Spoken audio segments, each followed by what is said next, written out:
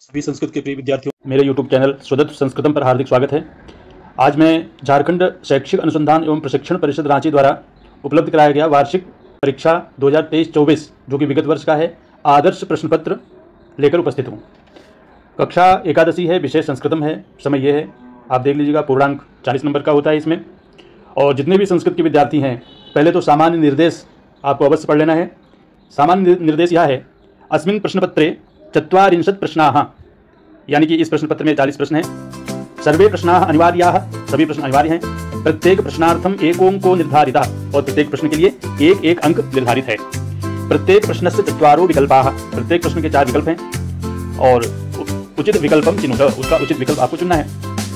अनुचितोत्तरार्थम कोपि नकारात्मकांको नास्ति, गलत उत्तर के लिए कोई नकारात्मक अंक नहीं है। तो मैं राम सेवक मिश्रा, स्वदत्त संस्कृतम नामक यूट्यूब चैनल पर आप सभी का हार्दिक स्वागत है। तो चलिए शुरू करते हैं। अपठितांश अवबोधनम, सबसे पहले इसको हम लोग पढ़ लेते हैं। अधोलिखितम गद्यांशम पठित्वा प्रदत्तान प्रश्नान विकल्पेभ्यः उत्तरम चिनुत। अधोलिखित गद्यांश को पढ़कर प्रदत्त प्रश्नों के उत्तर विकल्प से आपको चुनना है। अस्माकं जीवने अनेके जनाः सहचारिणः भवन्ति यथा मित्राणि बान्धवाः आदयः। हमारे जीवन में अनेक व्यक्ति और सहचर होते हैं, जैसे मित्र होते हैं, बंधु होते हैं, भाई इत्यादि आदयः। परम विपत्ति काले एव एतेषां मूल्यांकनं भवति, किंतु जब विपत्ति आती है, विपत्ति के समय ही इनका मूल्यांकन होता है। आचार्येण चाणक्येन उक्तं यत्, आचार्य चाणक्य ने कहा है, यह जनः रोग समये भवतः पार्श्वे तिष्ठति, जो व्यक्ति आपके रोग यानी बीमारी के समय आपके पास रहता है, स एव यथार्थः सहचरः भवति, वही सच में आपका दोस्त है।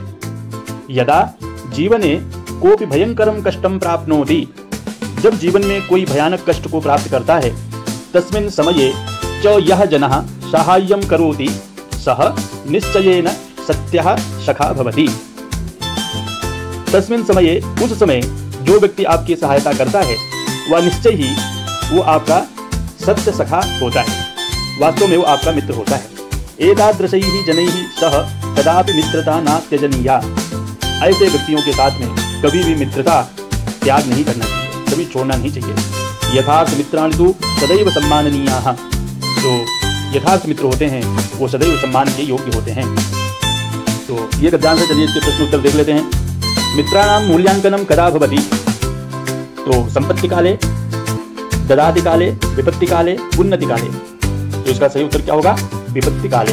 विपत्ति काल में मित्रों का मूल्यांकन होता है। के सम्माननीयाः भवन्ति, कौन सम्माननीय होते हैं? अमित्र, कुमित्र, सौमित्र और यथार्थ मित्राणि। तो सम्माननीय कौन होते हैं? यथार्थ मित्राणि सम्माननीयाः भवन्ति। यथार्थ मित्रैः सह का न त्यजनीया, यथार्थ मित्रों के साथ में क्या नहीं त्यागना चाहिए? तो मित्रता नहीं त्यागना चाहिए। कष्टम इति विशेष्यस्य विशेषण पदम किम अत्र प्रयुक्तम? इसमें विशेष और विशेषण दो शब्द हैं। तो विशेष्यस्य, ये इसमें एक विशेषण शब्द प्रयोग किया गया है, जो बोला है कष्टम के साथ में क्या होना चाहिए। इसमें आपको एक बार समझा देते हैं। जैसे यहाँ पे देख लो, भयंकरम कष्टम यहाँ पे है, तो जैसे दो शब्द पूछेंगे विशेष और विशेषण के लिए, तो जो पहला शब्द होता है वो विशेषण होता है और दूसरा शब्द जो होता है वो विशेष्य होता है। भयंकरम कष्टम यानी भयानक कष्ट, तो भयानक हो गया विशेषण और कष्ट हो गया विशेष्य। तो इसका आप ध्यान रखेंगे, तो विशेष विशेषण से संबंधित जितने भी प्रश्न आएंगे वो आप हल कर सकेंगे, क्योंकि जो पहला पद होता है वो विशेषण होता है और जो दूसरा पद होता है वो विशेष्य होता है। तो यहाँ पे देख लीजिए, कष्टम इति विशेष्यस्य विशेषण पदम किम, तो यहाँ पे है भयंकरम, भयंकरम पहला पद था।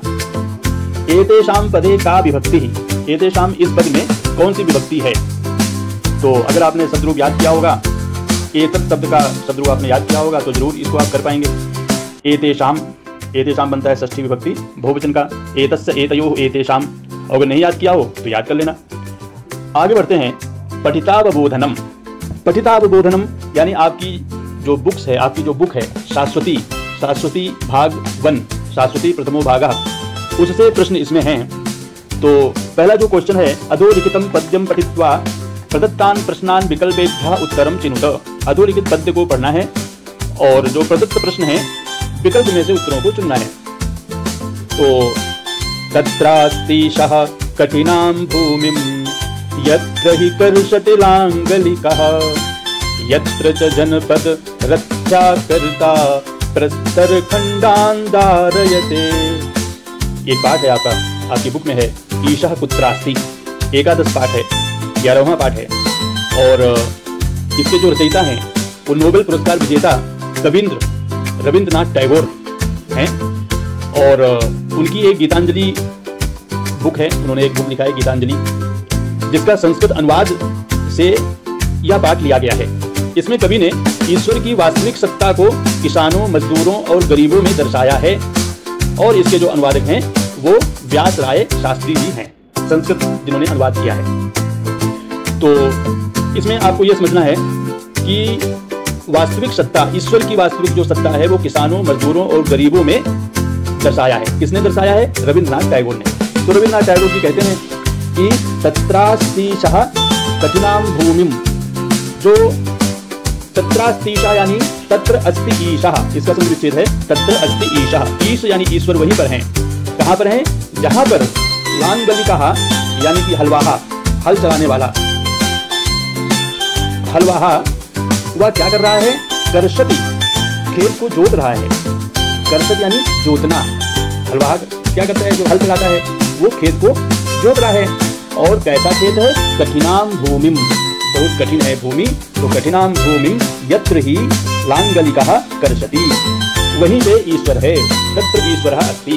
इनका कहना है कि ईश्वर मंदिर में नहीं है, ईश्वर वहां पर है जहां पे एक किसान खेत को, कठिन भूमि को जोतता है, वहां पे ईश्वर है। और क्या बोले?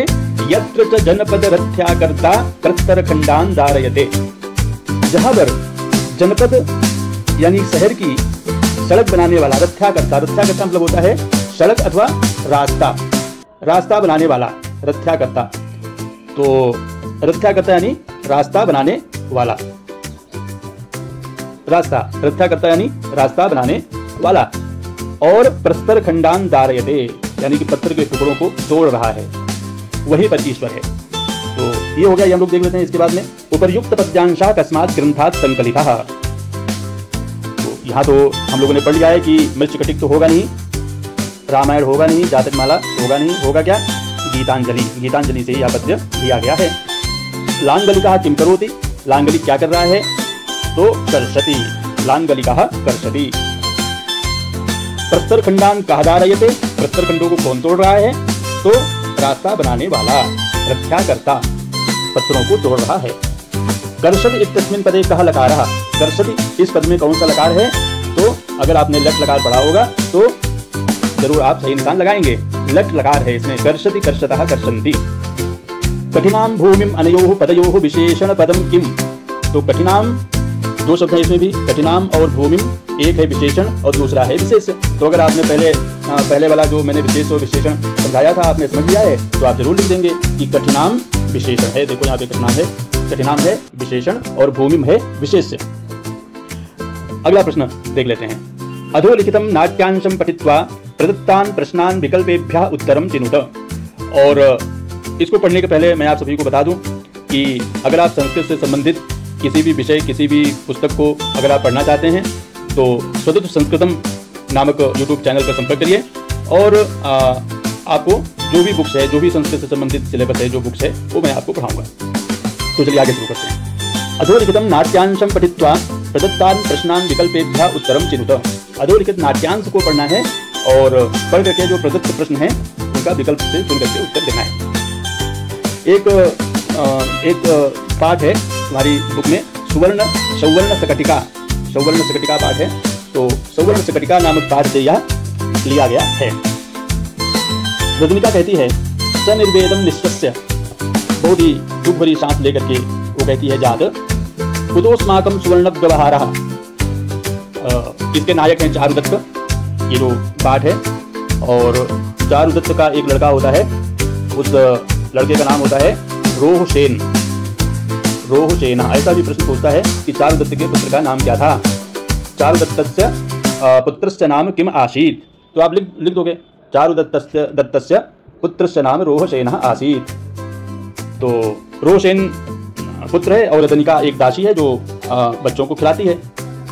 तो रतनिका जो है सनिर्वेद दुख के साथ सांस लेती है और वो कहती है कुतोस्माकं सुवर्ण व्यवहारः जातस्य पुनर्विरुद्ध्या सुवर्ण सकटिकया क्रीडिष्यसि। इसकी थोड़ी सी कहानी आपको बता देता हूँ। रोहसेन नाम का बालक होता है, वो मोहल्ले में किसी के घर गया होता है और उसका जो बेटा है वो सोने की बैलगाड़ी से खेल रहा होता है और इसने देखा और देख करके रोने लगा कि मुझे भी यही चाहिए।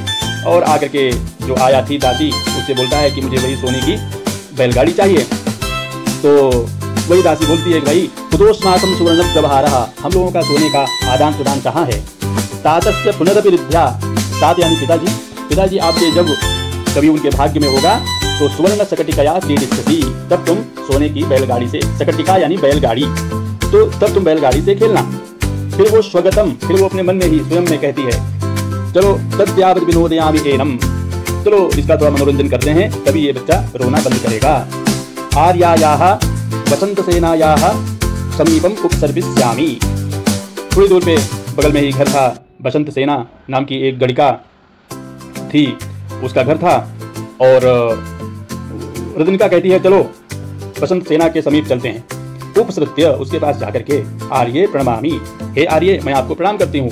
बसंत सेना कहती है रतनी के स्वागतम ते, रतनी के आपका स्वागत है। कस्य पुनरयम दारकः, अरे ये पुत्र किसका है। दारकः पुत्रः, ऐसा भी प्रश्न पूछता है कि दारका शब्द का अर्थ, तो दारक शब्द का अर्थ है पुत्र। तो अनलंकृत शरीरोपि चंद्रमुखम आनंदयति, अरे इसके शरीर में कोई आभूषण नहीं है। अनलंकृत, न अलंकृत, ये अलंकृत नहीं है, इसके शरीर में कुछ आभूषण नहीं है, फिर भी इसका जो चंद्र रूपी, जो मुख रूपी चंद्र है वो बहुत ही आनंद प्रदान कर रहा है। मम हृदयम, मेरे हृदय को बहुत आनंद प्रदान कर रहा है। रतनिका बोलती है एष खलु आर्य चारुदत्तस्य पुत्रो रोहसेनो नाम, यह तो आर्य चारुदत्त का पुत्र है और इसका नाम रोहसेन है। बसंत सेना कहती है बाहु प्रासार्य, अपनी दोनों बाहों को फैला करके, एहि मे पुत्र आलिंग, अरे आओ आओ मेरे पुत्र मेरा आलिंगन करो। इत्यंके उपवेश्य, ऐसा करके उसको अपनी गोदी में, अंक यानी गोदी, ऐसा करके उसको अपनी गोदी में बैठा लेती है। और अनुकृतमनेन पितुः रूपम, और फिर कहती है अरे इसने तो बिल्कुल जैसे इसके पिता हैं वैसा ही ये भी वैसा ही है, अपने पिता के रूप का अनुकरण किया है इसने।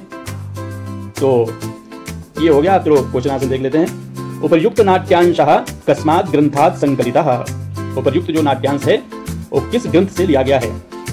तो अभिज्ञान शाकुंतल से तो लिया नहीं गया है, लिया कहाँ से गया है, मृच्छकटिकम से लिया गया है। उत्तर रामचरितम से भी नहीं और रूप रुद्रियात इससे भी नहीं। रोहसेनः कस्य पुत्रः आसीत्, हाँ देखो आ गया। तो रोहसेन किसका पुत्र था, तो चारुदत्त का पुत्र था। एहि मे पुत्रक आलिंग, आओ पुत्र मुझे आलिंगन करो। इति कस्य कथनम, ये किसने कहा था, तो बसंत सेना ने कहा था। क्रीडिष्यसि पदे कः लकारः, क्रीडिष्यसि पद में कौन सा लकार है, तो अगर आपने पढ़ा होगा पठिष्यति पठिष्यतः पठिष्यन्ति पठिष्यसि पठिष्यथः पठिष्यत पठिष्यामि पठिष्यावः पठिष्यामः, तो आप बता दोगे ये नृत्य लकार है भविष्यत काल। अनलंकृत शरीरः अनयोः पदयोः विशेष पदम किम, देखो तीसरी बार ये विशेष और विशेषण का प्रश्न आ रहा है इसमें। तो अनलंकृत शब्द है, अनलंकृत है और शरीर है, इसमें पूछा गया है विशेष पद क्या है, तो विशेष पद दूसरा वाला होता है शरीरः। आगे बढ़ते हैं। अधोलिखितम गद्यम पठित्वा प्रदत्तान प्रश्नान विकल्पेभ्यः उत्तरम चिनुत, ये गद्य है, ये भी आपकी पुस्तक में है। और आहार विचारः नाम का एक पाठ है आपकी पुस्तक में, उस आहार विचारः नामक पाठ से यह गद्य लिया गया है और छठा पाठ है। और इसको जो है चरक संहिता से लिया गया है इस पाठ को। तो क्या कहते हैं इसमें देख लेते हैं। स्निग्धमश्नीयात्, इसमें इस पाठ में कहे हैं महर्षि चरक जी कहते हैं कि सभी व्यक्तियों को स्निग्ध भोजन करना चाहिए। स्निग्ध यानी थोड़ा तेल पदार्थ से युक्त, स्निग्ध भोजन, स्निग्ध यानी तेल से चिकनाई से युक्त भोजन करना चाहिए। क्यों करना चाहिए भाई चिकनाई से युक्त भोजन, क्योंकि स्निग्धम ही भुज्यमानम स्वदते, जो चिकनाई से युक्त भोजन है वो थोड़ा स्वादिष्ट लगता है और क्षिप्रम जराम गच्छति, और शीघ्र ही वो बच भी जाता है। वातम अनुलोमयति, और गैस नहीं बनाता है, वात यानी गैस। और शरीरम उपचिनोति, और शरीर को थोड़ा बढ़ाता है। दृढ़ीकरोति इंद्रियाणि, इंद्रियों को मजबूत बनाता है। बलाभिवृद्धिम उपजनयति, बल की अभिवृद्धि करता है, बल भी बढ़ाता है। वर्ण प्रसादम चाभिर्निर्वर्तयति, और शरीर की सुंदरता भी बढ़ाता है। इसीलिए चिकनाई युक्त भोजन करना चाहिए। तस्मात् यानी इसीलिए स्निग्धम अश्नीयात्, इसलिए स्निग्ध भोजन करना चाहिए। तो ये तो सारी चीजें हम सभी को चाहिए, है ना, क्योंकि अच्छा भी लगे, भोजन जल्दी पच जाए, गैस ना बनाए, शरीर भी बढ़े, इंद्रियां भी दृढ़ हों, और ताकत तो हो ही शरीर में, और सुंदरता तो फिर होनी ही चाहिए। तो जब इतना सब कुछ चाहिए तो क्यों ना हम भाई थोड़ा चिकनाई युक्त भोजन करें, जरूर करेंगे। इसके बाद में मात्रावत स्नीयात। अब चिकनाई युक्त भोजन है तो ऐसा नहीं कि एक थाली भर के खूब खा लो, ऐसा नहीं है। मात्रावत स्नीयात, उसकी मात्रा होनी चाहिए, थोड़ी मात्रा में खाओ। क्यों थोड़ी मात्रा में खाना चाहिए? मात्रावधि भुक्तम वात पित्त कफान अपीडयद आयुरेव विवर्धयति। अगर आप मात्रावत भोजन करते हैं तो ना वात होगा, ना पित्त होगा, ना कफ होगा, और इन सबको अपीडयत, इन सबको दबाते हुए आपकी जो आयु है वो विवर्धयति, आपकी आयु बढ़ जाएगी। केवलम सुखम विपच्यते, और सुख से भोजन पचेगा। केवल सुख से ये भोजन नहीं पचेगा, अपितु ऊष्माणम उपहन्ति, पेट की जो गर्मी है उसका भी हनन नहीं होता है। अव्यथम च परिपाकमेति, बिना दर्द के, बिना कष्ट के भोजन आपका पच जाता है और फिर से भूख लगाती है। तस्मात् मात्रावत अश्नीयात्, इसीलिए मात्रा एक, थोड़ी मात्रा में 2 रोटी या थोड़ा चावल या कुछ भी थोड़ा थोड़ा ही भोजन करना चाहिए, ऐसा आचार्य चरक का मानना है। क्वेश्चन आंसर देख लेते हैं। कीदृशम भोजनम इंद्रियाणि दृढ़ीकरोति, कैसा भोजन इंद्रियों को दृढ़ बनाता है? तो स्निग्धम। मात्रावत कथम अश्नीयात्, मात्रावत क्यों खाना चाहिए? क्योंकि ये आयु को बढ़ाने वाला होता है। तस्मात् पदे का विभक्ति, तस्मात् पद में पंचमी विभक्ति है। चोष्माणम अस्य संधि विच्छेदम किम, च प्लस ऊष्माणम चोष्माणम। अव्ययम चिनुत, अव्यय पद का चयन करना है, अव्यय इसमें है च। खंड ग देख लेते हैं। व्याकरण कार्य। सप्ताहे सप्त दिनानि, एक सप्ताह में 7 दिन होते हैं। तो भवति तो होगा नहीं, और भवतः तो कदापि नहीं होगा, और भवति तो बिल्कुल नहीं होगा। होगा क्या? भवन्ति। एक सप्ताह में 7 दिन होते हैं। एकदा अहम एकम व्याघ्रम, एक बार मैंने एक व्याघ्र को, क्या होगा? अवश्याम तो होगा नहीं, ये भी नहीं होगा, ये भी नहीं होगा। होगा क्या? अवश्यम। उत्तम पुरुष एक वचन का लंग लकार, अवश्यम। सेव धातु हो लिट लकारे प्रथम पुरुष बहुवचने रूपम चिन्हित, सेव धातु का लिट लकार का रूप बनाना है। तो प्रथम पुरुष बहुवचने, सेविष्यते, सेविष्येते, सेविष्यन्ते, ये होगा। ग नंबर। पितृ शब्द, कुछ शब्द रूप धातु रूप जरूर याद होने चाहिए। अगर कक्षा 11 में शब्द रूप धातु रूप याद नहीं होंगे तो 12th में फिर आपको बुक समझ में नहीं आएगी। इसीलिए 11 क्लास में शब्द रूप और धातु रूप बहुत सारे दिए हैं, 12th में वो सब नहीं है। इसलिए 11 क्लास में सभी बच्चों को शब्द रूप धातु रूप जरूर याद कर लेना चाहिए। पितृ शब्द से चतुर्थी एक वचने रूपम भवति, पितृ शब्द का चतुर्थी एक वचन में रूप बनता है पित्रे।